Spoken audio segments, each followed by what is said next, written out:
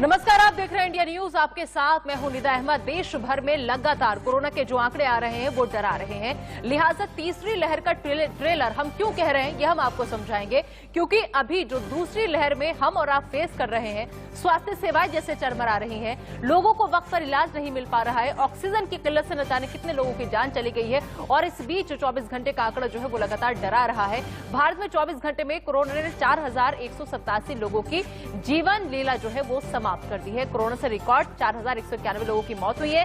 4,01,228 नए केस 24 घंटे में सामने आए हैं। कोरोना से अभी तक आपको बता दूं कि महाराष्ट्र में 54,022 नए केस सामने आए हैं, 898 की मौत हो चुकी है। इसके अलावा दिल्ली की अगर हम बात करें तो दिल्ली में 19,832 नए मामले सामने आए हैं, 341 मरीजों की मौत हो चुकी है। कर्नाटक में 48,781 नए केस सामने आए हैं और 592 लोगों की मौत हो चुकी है। तो कोरोना के रिकॉर्ड ये मामले 24 घंटे में कितने केस आए, कितने लोगों की जान गई, उन तमाम आंकड़ों से आपको वाकिफ हम करा रहे हैं। तो क्या तीसरी लहर को रोकने के लिए तैयार हैं हम? ये ऐसे वक्त में बहुत बड़ा सवाल है, क्योंकि दूसरी लहर को जब हम समझ नहीं पाए, दूसरी लहर को लेकर हम कोई तैयारी नहीं कर पाए, दूसरी लहर में ही आलम यह है कि हर घर में एक शख्स की जान जा रही है। अगर आप आंकड़ा देखेंगे तो सरकारी आंकड़ों में कुछ और तमाम आंकड़े आते हैं, लेकिन हकीकत यह है कि गांव-गांव, देहात-देहात अगर आप घूमेंगे तो वहां पर हालात बद से बदतर है, जिनका आंकड़ा भी सही से सामने नहीं आ पाता है। ऐसे में अगर तीसरी लहर आना तय है, ये बात कही जा रही है, तो आप सोचिए कि आखिर क्या होगा और कैसे हम निपटेंगे इस तीसरी लहर से। तो लगातार दूसरी लहर का कहर जो है वो जारी है। आपको बता दें कि आपको कुछ तस्वीरें हम दिखाएंगे, तस्वीरों के जरिए आप उन्हें समझिएगा कि कैसे इस वक्त देश में क्या हालात हो रहे हैं। तो लगातार कोरोना का दूसरी लहर का जो कहर है वो जारी है। इसके अलावा डेडली कोरोना का डेथ रिकॉर्ड जो है वो भी लगातार नए आंकड़ों में तब्दील होता हर दिन नजर आता है। लेकिन इस बीच मजबूरी यह है और परेशानी का सबब यह है कि अस्पतालों में ना बेड है और ना ही ऑक्सीजन है, और इसकी वजह से मरीज जो हैं वो बेबस हैं, लाचार नजर आ रहे हैं। और सबसे ज्यादा परेशानी है उन मरीजों के तीमारदारों की जो जगह जगह अपने मरीजों को लेकर भटकने के लिए मजबूर हैं, लेकिन बेबसी की नजरों से अस्पताल की तरफ देखते हैं कि शायद हमारे मरीज को अस्पताल में बेड मिल जाए, शायद वक्त पर उसका इलाज हो जाए, शायद वक्त पर उसे ऑक्सीजन मिल जाए तो हम अपने मरीज को बचा पाएंगे। लेकिन अफसोस कि ये सब कुछ हो नहीं रहा है।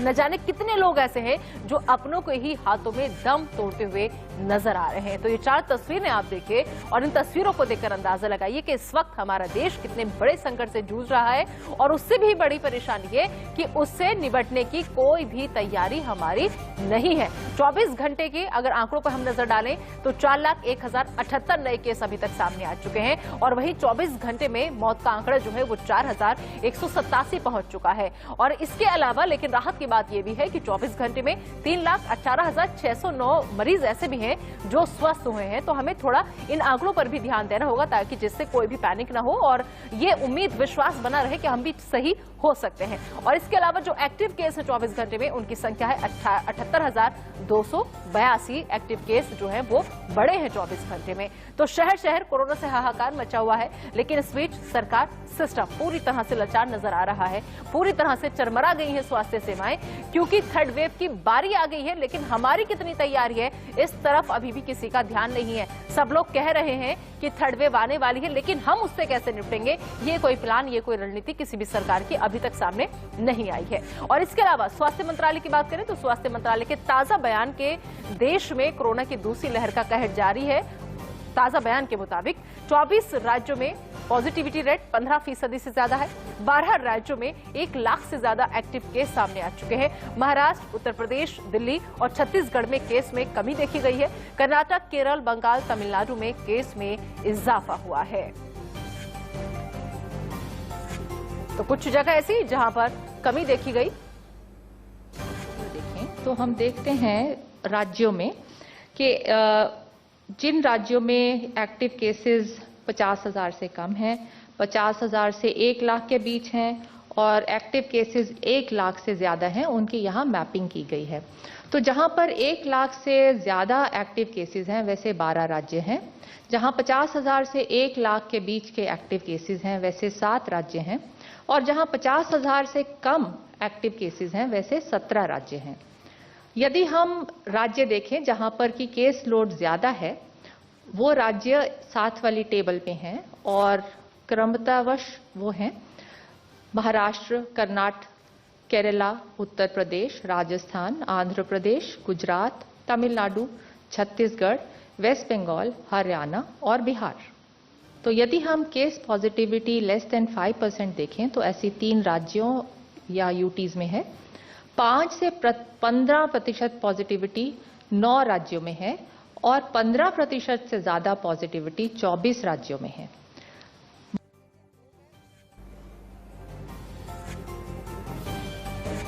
और इधर एडिशनल हेल्थ सेक्रेटरी आरती आहूजा ने क्या कहा वो भी आपको सुनवाते हैं।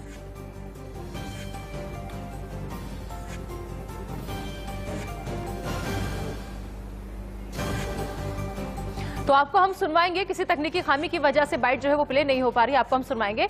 चलिए आगे बढ़ लेते हैं और अब एक नजर डाल लेते हैं तमिलनाडु की अहम खबर पर। दरअसल तमिलनाडु में 24 मई तक लॉकडाउन का ऐलान कर दिया गया है। सीएम बनते ही मुख्यमंत्री स्टालिन का ये बड़ा फैसला सामने आया है। बता दें आपको कि 10 मई से 24 मई तक तमिलनाडु में संपूर्ण लॉकडाउन रहेगा। सिर्फ इमरजेंसी सेवाओं को ही इस दौरान इजाजत जो है वो दी गई है।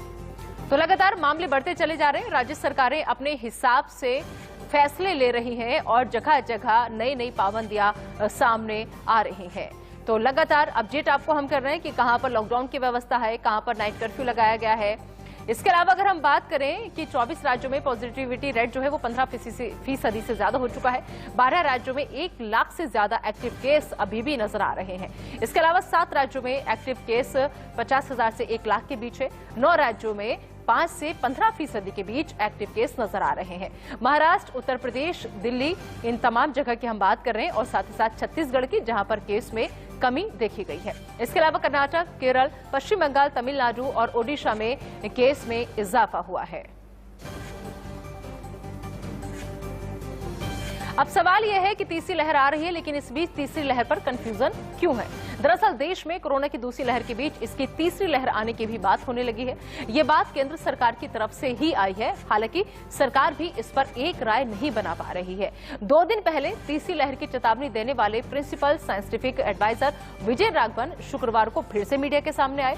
उन्होंने कहा कि यदि हम मजबूत उपाय करते हैं तो हो सकता है कि कोरोना की तीसरी लहर सभी जगहों पर ना आए या फिर कहीं ना आए। तो आपने समझा कि आखिर ये कंफ्यूजन क्यों है? क्योंकि पहले कहा जा रहा था कि तीसरी लहर आना तय है, लेकिन अब कहा यह जा रहा है कि अगर हम उपाय करेंगे, एहतियात बरतेंगे तो फिर तीसरी लहर नहीं आएगी। तो कोरोना की तीसरी लहर जरूर आएगी, अभी ये तय नहीं है कि कब आएगी और कितनी खतरनाक होगी। पहले ये बात कही गई थी, लेकिन हमें नई लहर के लिए तैयार रहना होगा। और इसके अलावा 7 मई को क्या कहा, यह भी आप जरा समझ लीजिए। हम मजबूत उपाय करते हैं तो हो सकता है कि तीसरी लहर ना आए, और ये इस बात पर निर्भर करता है कि गाइडलाइंस कितनी प्रभावी ढंग से लागू होती हैं। तो पहले हमें पता ही नहीं था कि हमें करना क्या है, लहर आएगी भी कि नहीं आएगी, आएगी तो कब आएगी और अगर आएगी तो कितनी खतरनाक होगी। लेकिन अब हम कह रहे हैं कि अगर हम सही से गाइडलाइंस का पालन करेंगे तो हो सकता है कि इस तीसरी लहर को आने से टाला जा सकता है। लेकिन सवाल यह है कि अगर तीसरी लहर को लेकर ही हम अभी कंफ्यूजन है, हम कोई बात एक सटीक नहीं कह पा रहे हैं, हर दूसरे दिन हमारी बातें पलट जाती हैं, बदल जाती हैं, तो फिर ऐसे में कैसे हम भरोसा करें कि तीसरी लहर के लिए हम कितने तैयार हैं निपटने के लिए, और अगर नहीं आती है तो क्या गाइडलाइंस ऐसी हैं जिन्हें हमें फॉलो करना होगा और सख्ती से उस कड़ाई का पालन करना होगा।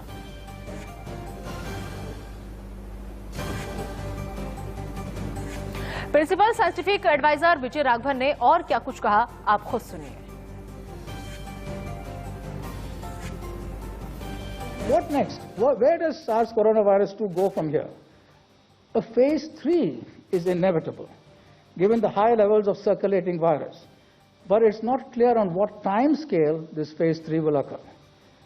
Hopefully, incrementally, but we should prepare for new waves. The third wave may not lead anywhere at all. It depends much on how effectively the guidance is implemented at the local level, in the states, in districts, and in the cities everywhere.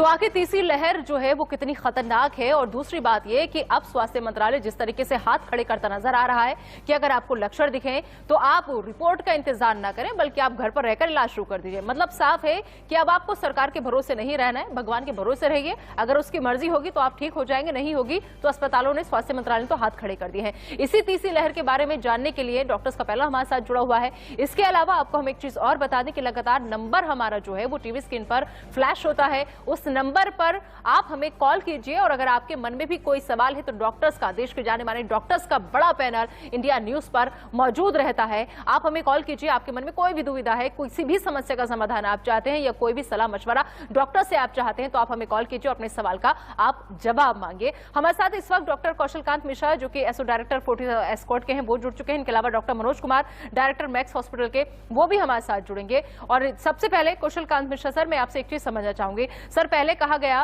कि तीसरी wave जो है वो आनी तय है, वो हर हाल में आएगी। कैसे आएगी, कब आएगी, कितनी गंभीर होगी ये तीसरी लहर, कुछ नहीं कहा जा सकता। अब कहा यह जा रहा है कि अगर हम सही से गाइडलाइन को फॉलो करेंगे तो तीसरी लहर को आने से रोका जा सकता है। मनोज सर, क्या लग रहा है, क्यों इतना कंफ्यूजन हो रहा है, क्यों हम नहीं समझ पा रहे हैं कि आएगी कि नहीं आएगी, आएगी तो उससे कैसे बचा जाए?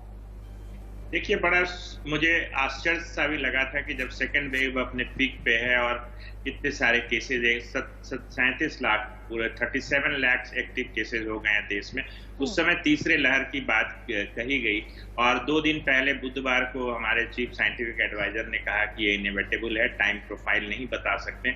उन्होंने दोबारा तुरंत रिकैलिब्रेट किया है और वो कह रहे हैं कि हम बच सकते हैं। तो थोड़ा कंफ्यूजन तो है, क्योंकि मुझे लगता है इतना जल्दी स्टेटमेंट में चेंज जो है आम जनता को भी कंफ्यूज करती है। बट अभी मेरा ये कहना है कि हम लोग सेकेंड वेव से जूझ रहे हैं, वहां हमारी तैयारी कम पड़ रही है और हमें ऐसा लग रहा है कि ऑक्सीजन की किल्लत हो रही है, बेड्स की किल्लत हो रही है। तो अभी हमें थर्ड वेव को, ठीक है, एंटिसिपेशन अच्छी चीज होती है किसी भी पैंडेमिक से लड़ने के लिए, लेकिन वो एक भय का भी माहौल पैदा करती है। तो मुझे लगता है कि उन्होंने जो कैलिब्रेशन किया है, रिकैलिब्रेट किया अपने स्टेटमेंट को कल, वो ठीक है कि चीजें अभी ठीक की जाए। सेकेंड वेव में लॉजिस्टिक्स और इंफ्रास्ट्रक्चर को मजबूत किया जाए, और साथ में जो कोविड एप्रोप्रिएट बिहेवियर है इंडिविजुअल लेवल पे एंड इवन सिस्टम लेवल पे भी, जहां चुनाव रैलियां हो रही थी, जहां कुंभ आयोजन हो रहा था, इन सब चीजों को, जो सुपर स्प्रेडर इवेंट्स थे, उनको रोक के, और मैं इस स्टेटमेंट का स्वागत करता हूं कि हम लोग अभी बिल्कुल असहाय नहीं हुए हैं। अगर हम लोग अपने सिस्टम को मजबूत करें और अपने कोविड एप्रोप्रिएट बिहेवियर को ठीक करें, दोनों व्यक्तिगत लेवल पे और सामाजिक और राजनीतिक लेवल पे, तो हो सकता है कि थर्ड वेव को अवॉइड किया जा सके। ठीक है, हमारे साथ डॉक्टर कौशल कांत मिश्रा भी जुड़ चुके हैं। सर, मैं आपके पास आऊंगी, लेकिन उससे पहले एक कॉलर का रुख कर लेते हैं। धर्मवीर, हमारे कॉलर हमारे साथ जुड़ चुके हैं। धर्मवीर, स्वागत है आपका, पूछिए अपना सवाल, क्या जानना चाहते हैं आप? हाँ मैडम जी, बेटा है, उस उम्र उसकी 44 साल है, उसको बुखार है 3 दिन से 100, और उसका ऑक्सीजन लेवल है 94, और टाइफाइड उसको टेस्ट में आया है जी। तो क्या दें उसको? ठीक है, डॉक्टर कौशल कांत। इन्होंने बताया कि उसका ऑक्सीजन सैचुरेशन 94 है, उसको 4 दिन से फीवर आया है और उसका टाइफाइड टेस्ट में आया जी। तो मुझे लगता है कि टाइफाइड का ट्रीटमेंट शुरू करना चाहिए, साथ में कोविड का RT-PCR टेस्ट और एंटीजन टेस्ट दोनों कराने चाहिए, क्योंकि आजकल RT-PCR पूरी तरह से नहीं केसेस को फाइंड आउट कर पा रहा है। तो टेस्ट कराने में कोई नुकसान नहीं है, लेकिन टाइफाइड का ट्रीटमेंट तुरंत शुरू करना चाहिए। ठीक है, उम्मीद है धर्मवीर जी को उनके सवाल का जवाब मिल गया होगा। और साथ ही साथ एक चीज मैं समझना चाहूंगी डॉक्टर कौशल कांत मिश्रा आपसे, कि आप जरा ये समझाइए कि मैंने यही सवाल डॉक्टर मनोज कुमार से भी पूछा था कि तीसरी लहर को लेकर इतना कंफ्यूजन क्यों है, क्यों हम नहीं समझ पा रहे कि आएगी कि नहीं आएगी, आएगी तो कितनी खतरनाक होगी। अब कहा जा रहा है कि अगर गाइडलाइंस का आप पालन करेंगे, सही से आप इसका सामना करेंगे तो हम इससे बच भी सकते हैं। तो करना क्या है, ये कंफ्यूजन क्यों है इतना? मुझे नहीं लगता कोई कंफ्यूजन है। As a scientist, as a doctor, मुझे मालूम है कि तीसरी वेव आएगी और चौथी भी आएगी और 5वीं भी आएगी, टोटल 5 वेव आएगी कम से कम। मैं आपको दिखाना चाहूंगा, ये जैसे मेरी फिंगर्स है ना, ये फर्स्ट पीक था, ये सेकंड पीक है, ये थर्ड पीक है, ये फोर्थ है और ये फिफ्थ है। इसी तरह से आएगा, इसमें कोई डाउट नहीं है। और साइंटिफिक एडवाइजर के कहने की टाइमिंग गलत हो सकती है, लेकिन उन्होंने जो बोला है वो सही बोला है। फिर उसको जो रिकरेक्ट किया कि अगर हम ऐसा करेंगे तो नहीं आएगी, ये हमें भी पता और आपको भी पता और पूरे देश को पता है हम ऐसा नहीं करेंगे तो वेव आएगी। तो वो अपनी पोजीशनिंग ले सकते हैं because of so many reasons, political, administrative, social, जो भी चीजें कही जाए, उनका कहना गलत नहीं है। टाइमिंग के बारे में क्वेश्चन हो सकता है। पिछली बार साइंटिस्ट कम्युनिटी ने ये गलती की थी, उन्होंने सेकेंड वेव के बारे में नहीं बताया था। ये कहें कि बताया था पर पब्लिकली नहीं बताया था। तो मुझे लगता है कि अगर उन्होंने पिछली बार पब्लिकली नहीं बताया था, इस बार पब्लिकली बता दिया तो ठीक किया, कम से कम देश की सरकार नहीं तो देश के लोग तो जागरूक हो जाए। ठीक है, ये कहना चाहूंगा। और तीसरी वेव, देखिए जितनी पैंडेमिक्स हुई हैं अभी तक पूरे विश्व में, 8वीं शताब्दी से लेकर के आज 21वीं शताब्दी के बीच में करीब करीब 13 से 15 पैंडेमिक्स हुई हैं। ऑलमोस्ट 7 से 8 पैंडेमिक्स में 5 पीक्स आए हैं। थर्ड पीक हमेशा सेकंड पीक से बड़ा है। अब इसका जो बिल्कुल साइंटिफिक है, ये इसमें कोई गेस डाउट है ही नहीं। अगर हमारी population, majority population second wave में इन्वॉल्व हो जाती है तो थर्ड वेव सेकेंड से छोटी होगी। लेकिन ये आपको भी पता है और मुझे भी पता है, जो आंकड़े अवेलेबल हैं उन आंकड़ों को अगर हम 10 टाइम्स 20 टाइम्स भी बढ़ा लें, जैसा कि ये भी बोला गया है कि जो डाटा आ रहा है उससे 50 गुना ज्यादा है, अगर हम 50 गुना भी बढ़ा लेते हैं और अगर वो करेक्ट मान लेते हैं तो शायद थर्ड वेव जो है सेकेंड वेव से छोटी हो सकती है। Otherwise third wave second wave से बड़ी होगी। और जो प्रेडिक्शन बच्चों या वर्जिन पॉपुलेशन का मेरा मतलब है कि ऐसे लोग जिनमें इन्फेक्शन नहीं आया, बच्चों को लेकर भी दरअसल सबसे ज्यादा टेंशन जो है वो बच्चों को ही लेकर हो रही है कि तीसरी वेव जो है वो बच्चों के लिए बहुत खतरनाक होगी। इससे पहले एक कॉलर हमारे साथ जुड़ गए, आइए हम उनका रुख कर लेते हैं। जी अब्दुल्ला, पूछे अपना सवाल, क्या जानना चाहते हैं आप?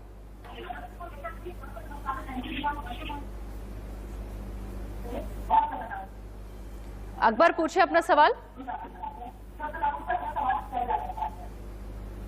अकबर, अगर आप तक मेरी आवाज पहुंच रही है तो आप अपने टीवी का वॉल्यूम थोड़ा कम कीजिए और अपना सवाल पूछिए।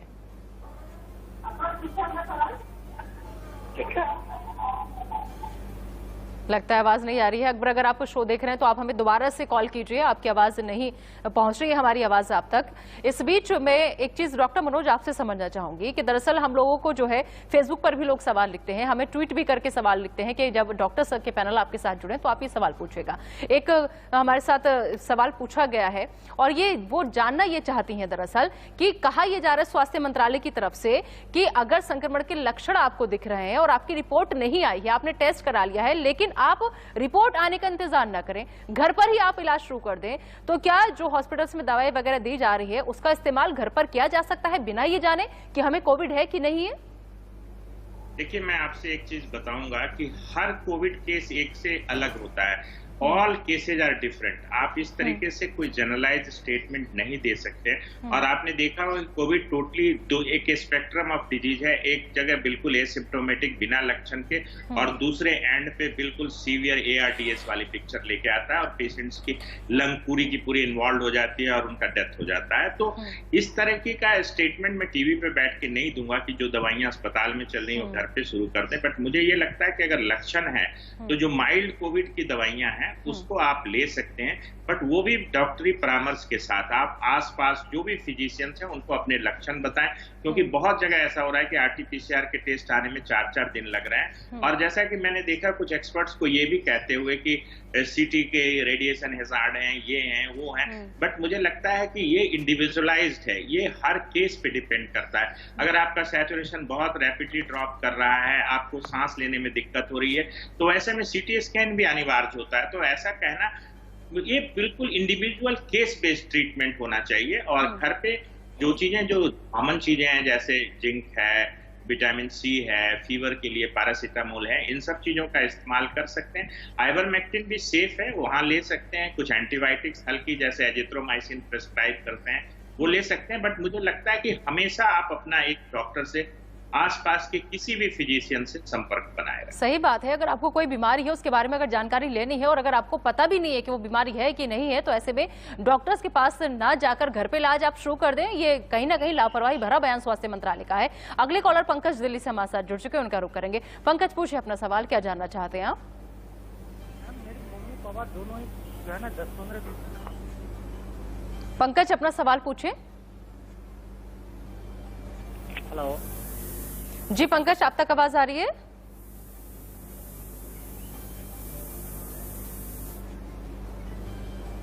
पंकज सवाल पूछिए अपना, क्या जानना चाहते हैं आप? तो लग रहा है पंकज से कांटेक्ट नहीं हो पा रहा है। पंकज आप हमें दोबारा से कॉल कीजिए और उसके बाद आपके मन में जो भी सवाल है उसका आंसर पालिए। प्रदीप अगले कॉलर हमारे साथ जुड़ गए। जी प्रदीप, स्वागत है आपका, पूछिए अपना सवाल। मैं एक चीज पूछ रहा हूँ कि मैं 1 महीने पहले कोरोना पॉजिटिव हुआ था। तो कोरोना पॉजिटिव होने के बाद तो डॉक्टर से इलाज भी कहा, एंटीबायोटिक पैरासिटामोल, उससे असर नहीं हुआ।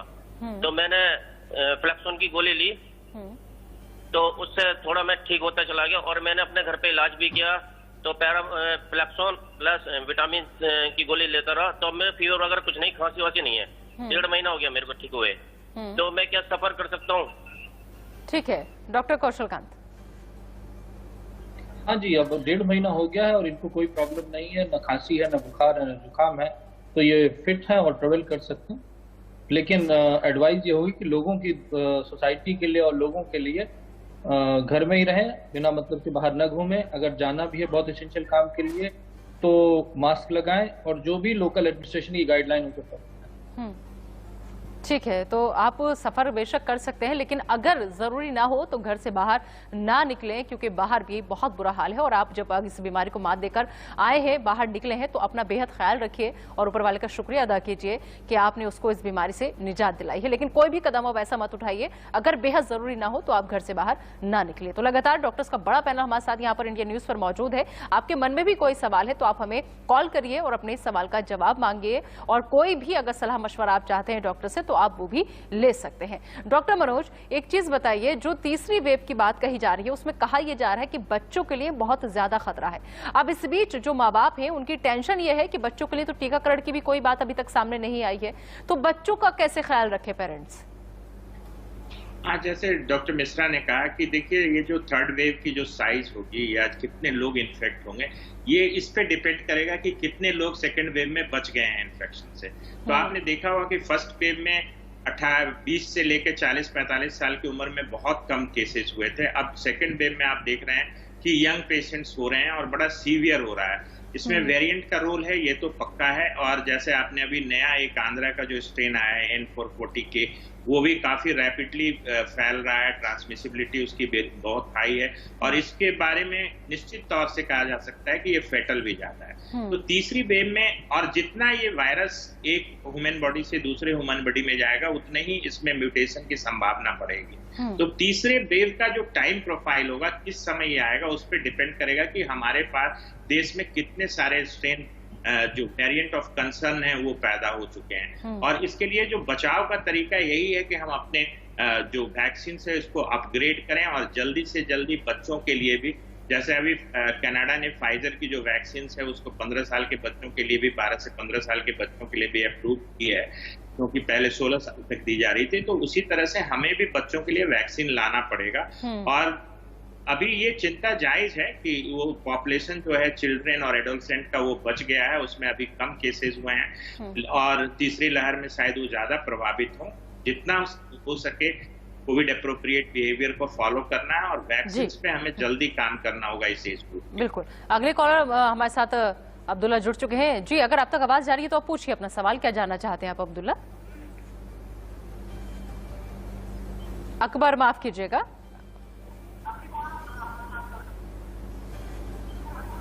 अकबर, अपना सवाल पूछिए।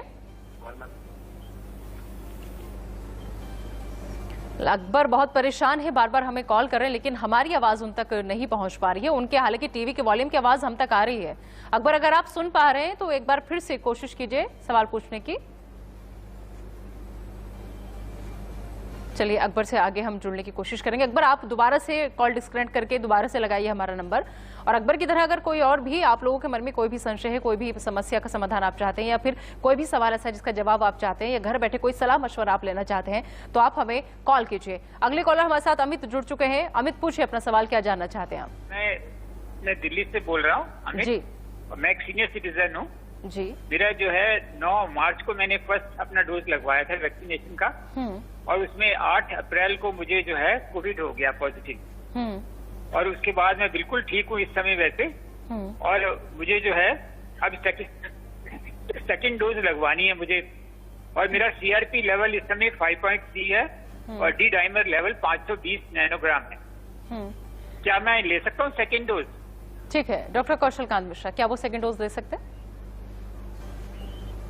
फुल रिकवरी होने के 3 वीक्स के बाद कभी भी ये सेकेंड डोज ले सकते हैं।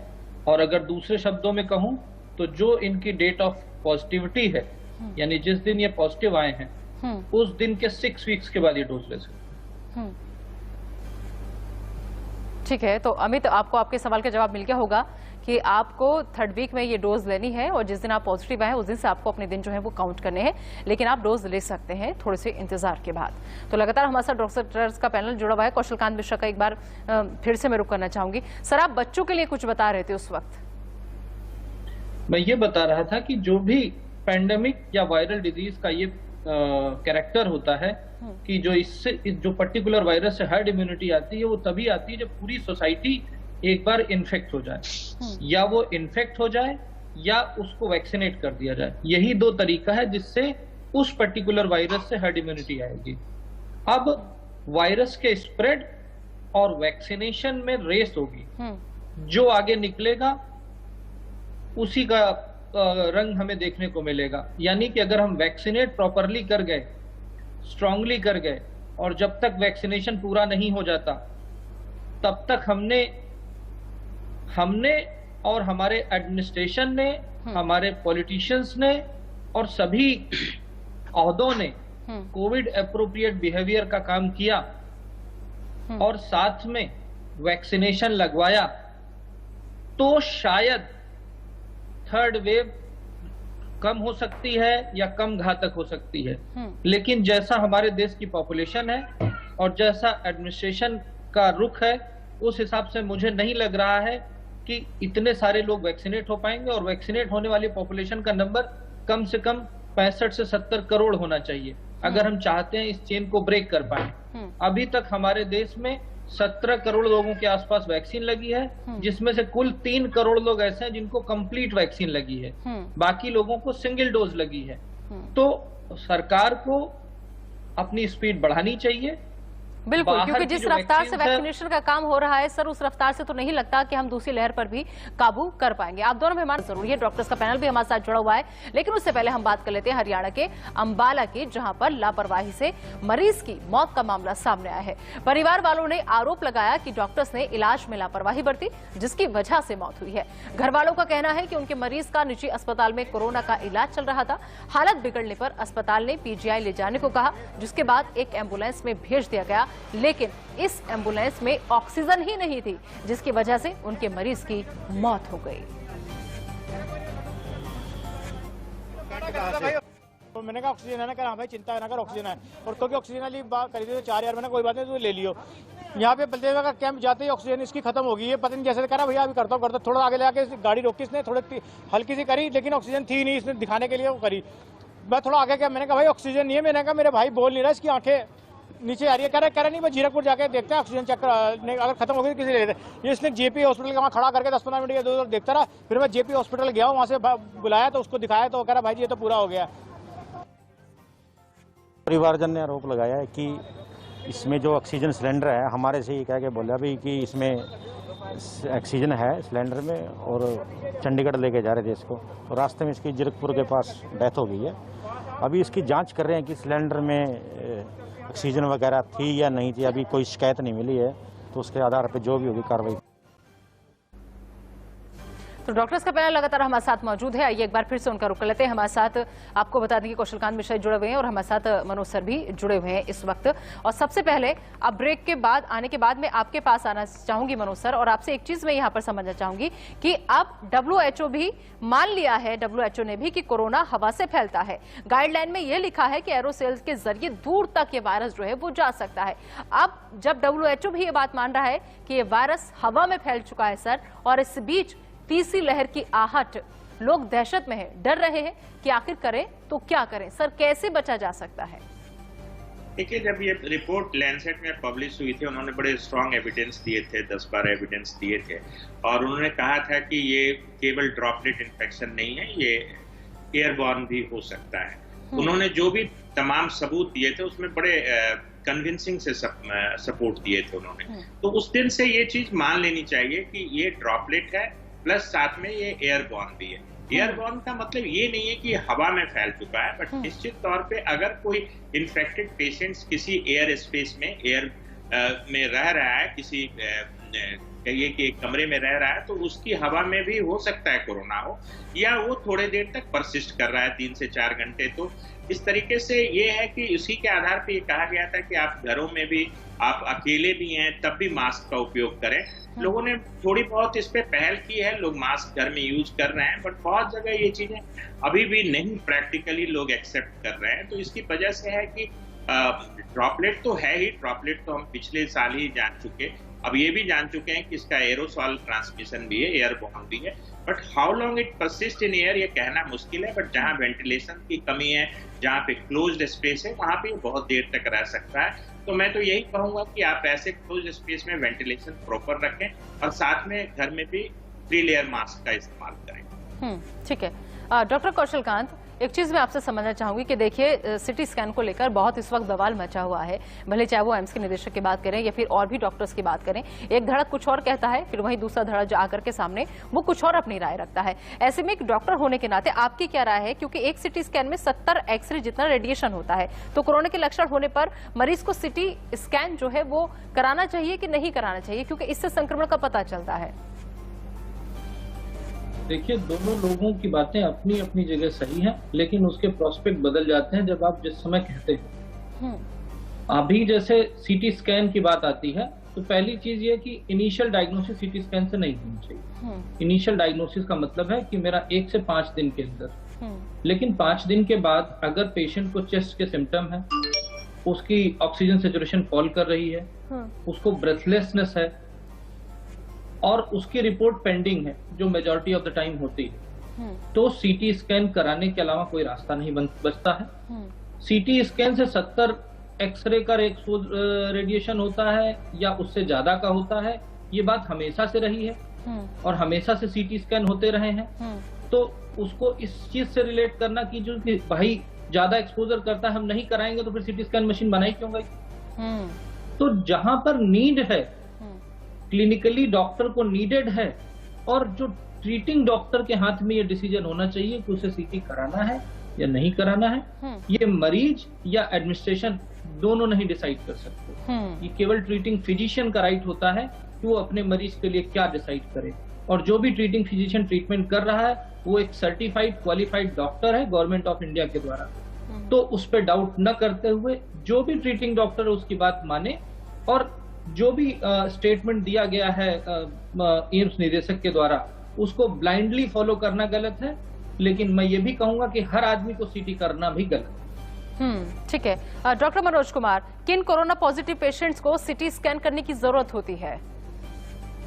अभी तो बड़े क्लियर वर्ड्स में डॉक्टर मिश्रा ने बताया कि ये बिल्कुल इंडिविजुअलाइज्ड है। मैंने पहले भी कहा कि कोरोना जो है, कोविड-19 एक स्पेक्ट्रम ऑफ डिजीज है। बिल्कुल एसिम्प्टोमेटिक पेशेंट्स होते हैं, कुछ लोग बिल्कुल सीवियरली सिम्प्टोमेटिक होते हैं। तो जैसे सबसे इंपॉर्टेंट है कि अगर आपकी रिपोर्ट नहीं आ रही है, 5 दिन तक आपको हाई ग्रेड फीवर चल रहा है, आपको सांस लेने में दिक्कत हो रही है, ब्रेथलेसनेस हो रहा है, और साथ में अगर आपको ऑक्सीजन सैचुरेशन, जिसको आप ऑक्सीमीटर से मेजर करते हैं 6 आवरली, वो कम हो रहा है, तो ये क्लियर कट इंडिकेशन है कि आपको HRCT high resolution CT scan chest की चाहिए। दूसरी चीज मैं ये कहूंगा, जहां पे मैं जो जनरलाइज स्टेटमेंट है कि जो भी रेडिएशन हैजार्ड है, डॉक्टर मिश्रा ने भी बड़ा क्लियर कहा कि ये हैजार्ड सीटी से इनबिल्ट है, ये कोई नया कोरोना पैंडेमिक आने के बाद नहीं हुआ।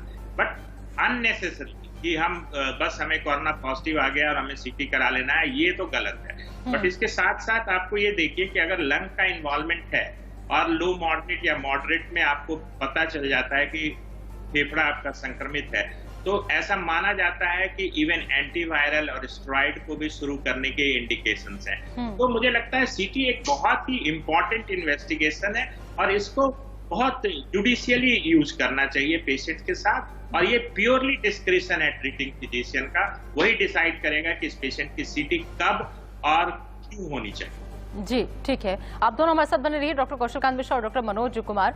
दरअसल महाराष्ट्र से एक अहम खबर का रुख कर लेते हैं। महाराष्ट्र के अहमदनगर में भीड़ ने राज्य रिजर्व पुलिस पर हमला कर दिया, उनके जवानों पर। दरअसल पुलिस यहां पर भीड़ को खदेड़ने के लिए पहुंची थी, लेकिन जब तक वो कुछ समझ पाते इस भीड़ ने उन पर ही हमला कर दिया।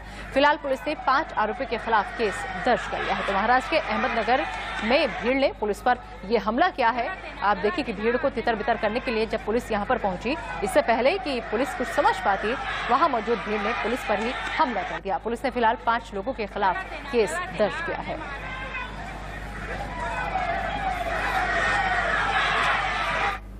तो एक बार फिर से डॉक्टर्स का रुख करते हैं। डॉक्टर कौशल कांत मिश्रा और डॉक्टर मनोज कुमार हमारे साथ इस वक्त जुड़े हुए हैं। अब मैं कौशल कांत सर आपसे समझना चाहूंगी कि सिटी स्कैन के अलावा इन्फेक्शन की गंभीरता को जांचने के लिए और क्या क्या उपाय हैं, क्योंकि सिटी स्कैन भी लोग नहीं करा पा रहे हैं और बाकी दूसरे उपायों की जिक्र करें तो टेस्टिंग भी बहुत कम हो रही है। मैं आपको सारी treatment line and investigation line clear करता हूँ। अगर किसी पेशेंट को माइल्ड फीवर है या फर्स्ट डे सिम्टम आया है तो वो 5th डे उसको कराना चाहिए RT-PCR एंड एंटीजन। मैं दोनों इसलिए कह रहा हूँ क्योंकि बहुत सारे RT-PCR में नेगेटिव आ रही है रिपोर्ट, लेकिन पेशेंट पॉजिटिव है, तो दोनों कराना बेहतर है। इन आइडियल सिनेरियो RT-PCR की रिपोर्ट 2 घंटे में आती है, जो 6 घंटे में मरीज को मिल सकती है, और एंटीजन की रिपोर्ट 15 मिनट में मिल सकती है। पर ऐसा हमारे देश में हो नहीं रहा है। उसकी रिपोर्ट दिल्ली में भी कम से कम 48 आवर्स के बाद आ रही है। और अगर मरीज 5वें दिन पहुंचा है हमारे पास, तो CT स्कैन के पहले अगर पेशेंट को लगता है क्रिटिकल है, उसको सांस लेने में प्रॉब्लम है, तो हमें फिर एक और ब्लड प्रोफाइल कराना पड़ता है, जिसमें 5 मेन प्रोफाइल है: ESR, CRP, serum ferritin, interleukin 6 and D dimer. Ideally ये टेस्ट पहले होने चाहिए, लेकिन IL-6 की रिपोर्ट 2 दिन बाद आ रही है। हो क्या रहा है, CT कराने के अलावा हमारे पास कोई रास्ता बच ही नहीं रहा है। क्योंकि जब तक हम CT नहीं कराएंगे, क्योंकि आइडियली तो ब्लड टेस्ट पहले होने चाहिए, CT बाद में होना चाहिए। अगर ब्लड टेस्ट की रिपोर्ट अगर 3-3 दिन नहीं आएगी तो डॉक्टर क्या करेगा? मरीज को मरता हुआ नहीं देखेगा, तो उसे CT कराना पड़ता है। और CT में जैसे 25 आउट ऑफ 25 के रेशियो में ग्रेडिंग की जाती है, 25 आउट ऑफ 5, 25 आउट ऑफ 10, 15, 20, 24, ये सीवियरिटी ग्रेड है। अगर सीवियरिटी ग्रेड 7 से कम है तो उसको मेडिकल ट्रीटमेंट चलना चाहिए।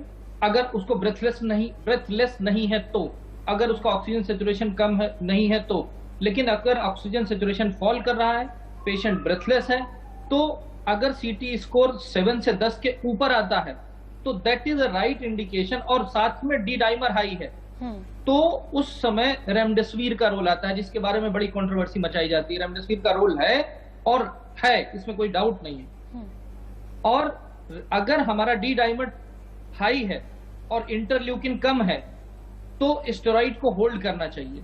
लेकिन अगर डी डाइमर भी हाई है और इंटरल्यूकिन भी हाई है, या डी डाइमर कम है और इंटरल्यूकिन हाई है, उस सिचुएशन में मिथाइल प्रेडनिसोलोन स्टेरॉइड IV देना चाहिए।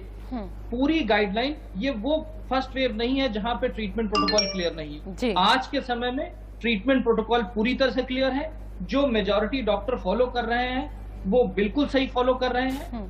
लोग AC कमरों में बैठ करके एडमिनिस्ट्रेशन में वो ये नहीं डिसाइड कर सकते कि हमारी क्लिनिक में आने वाला मरीज या हमारे पास आने वाला मरीज किस सिचुएशन में आ रहा है। हमें मरीज के बेसिस पर डिसीजन लेना पड़ता है, न कि आपके फाइलों के बेसिस पर डिसीजन लेना पड़ता है। बिल्कुल ठीक है। डॉक्टर मनोज, कितना इत्तेफाक रख रहे हैं डॉक्टर कौशल कांत की बात से कि AC के कमरों में बैठकर डिसाइड नहीं हो सकता कि क्या करना है, कैसा करना है। इस कंडीशन में डॉक्टर मनोज, नहीं लगता कि राज्यों के मुख्यमंत्रियों से तो मीटिंगें होती रहेंगी, उनसे चल भी रही है, कि एक बार डॉक्टर्स के पैनल से भी मीटिंग हो जाए? बिल्कुल आपने सही कहा कि कोरोना जो है वो उनका विषय ही नहीं है। ठीक है, लॉजिस्टिक्स और इंफ्रास्ट्रक्चर्स में एडमिनिस्ट्रेशन का रोल होता है। बेसिकली ये डॉक्टर, वैज्ञानिक और एपिडेमियोलॉजिस्ट की रोल है इसमें।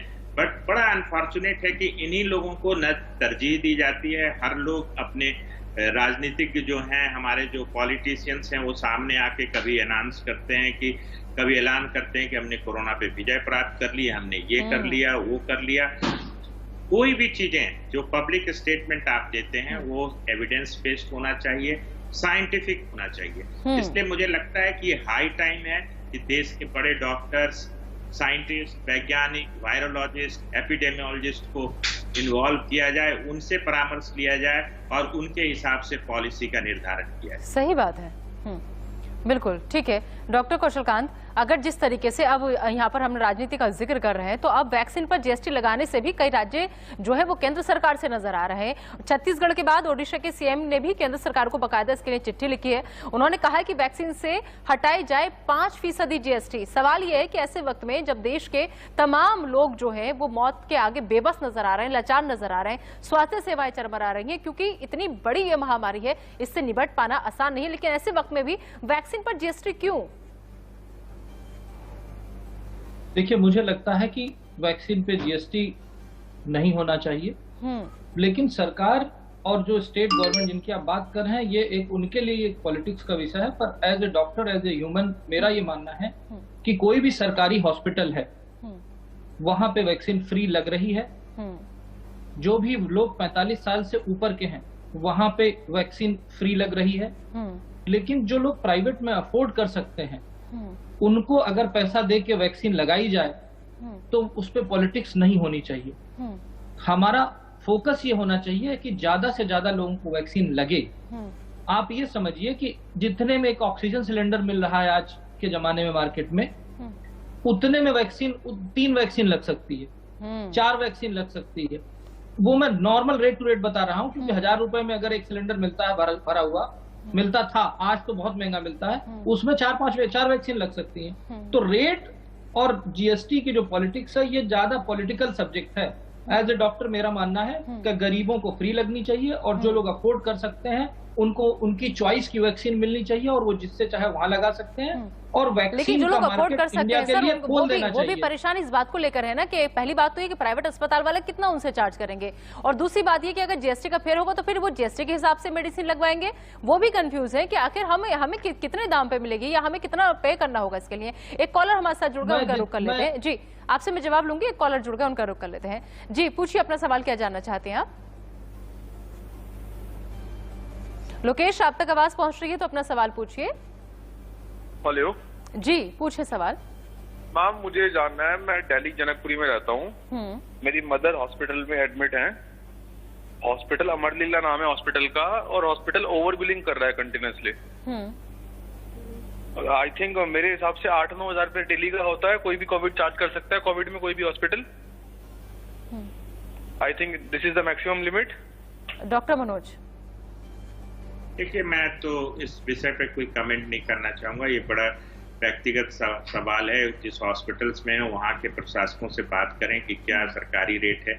बेड्स और आईसीयू के रेट फिक्स हैं, बाकी खर्चे जो हैं, क्योंकि इसको टीवी चैनल पे बैठ के मैं नहीं कह सकता कि बिल्कुल आपने ठीक कहा ये बात। और ये समस्या सिर्फ लोकेश की नहीं है, न जाने कितने लोग इस समस्या से जूझ रहे हैं। ऐसे में गवर्नमेंट को आगे आना चाहिए, तमाम राज्य सरकारों को आगे आना चाहिए और एक फिक्स दाम जो है, चाहे वो एम्बुलेंस का हो, आईसीयू का हो या फिर वो कोविड पेशेंट का हो, किसी का भी हो, दाम फिक्स कर देने चाहिए कि इतने में इतना होगा और इतने में इतना होगा। उससे कंफ्यूजन भी दूर हो जाएगा और लोगों को जबरदस्ती अस्पतालों की मनमानी का भी सामना नहीं करना पड़ेगा। वक्त की कमी है। कौशलकांत सर और मनोज सर, बहुत बहुत शुक्रिया आप दोनों का हमारे साथ आने के लिए, हमें इतना कीमती वक्त देने के लिए, साथ ही हमारे जो व्यूवर्स हैं, जो हमारे कॉलर्स हैं, उनके सवालों का जवाब देने के लिए।